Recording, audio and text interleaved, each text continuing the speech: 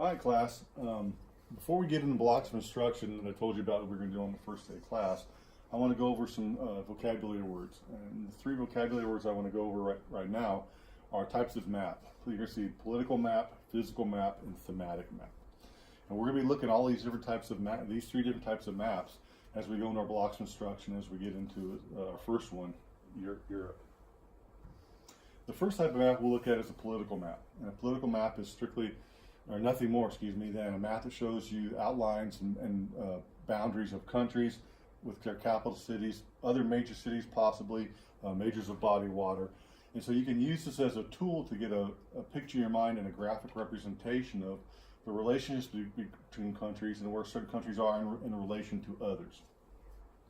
If we look at a map, a political map of Europe, political maps are typically have the countries color coded so you can differentiate between their boundaries. Russia over here, Spain down here, different colors. The other thing that, again, maps are nothing more than a tool.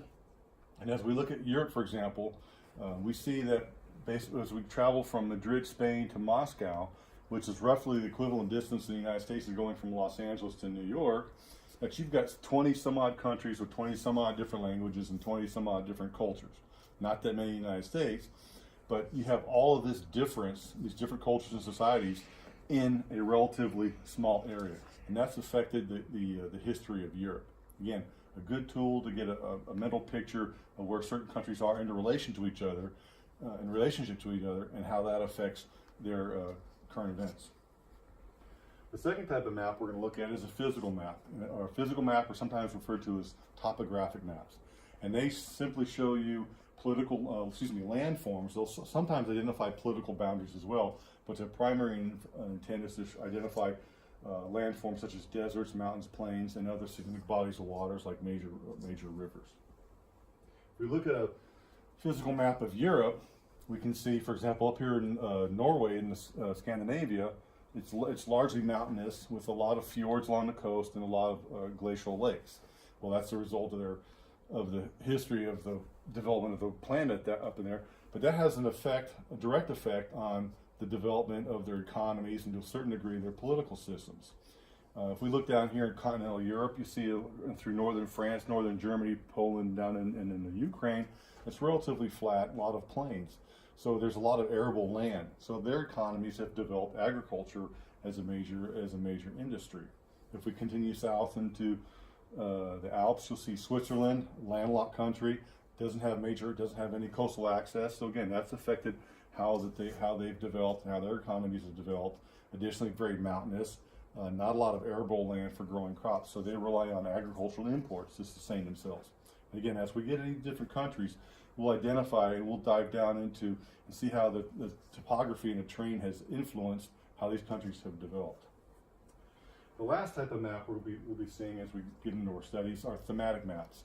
And thematic map is nothing more than a map that emphasizes a particular theme or identifies certain specific information. They'll typically have political boundaries to them, so that'll help you form a frame of reference. And so, for example, the thematic map I want to show you for Europe is, the oil and natural gas pipelines that come from Russia into Europe, primarily Eastern Europe, Central Europe, and Western Europe. All right. This is a good graphic representation of the political and economic influence that a country like Russia has on Europe.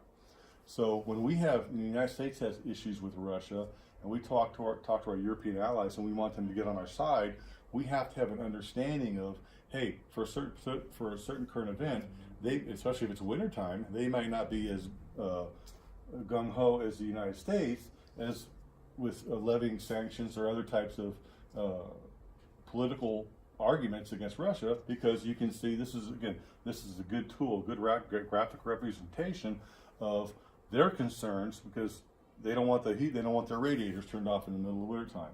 So again, the types of influence that Russia can have on Europe because of their exports of oil and natural gas.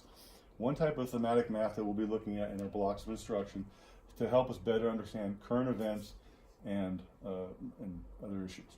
All right, that's basically it. So we have political maps, we've got physical maps, and we've got thematic maps, and those are the three vocabulary words for the day.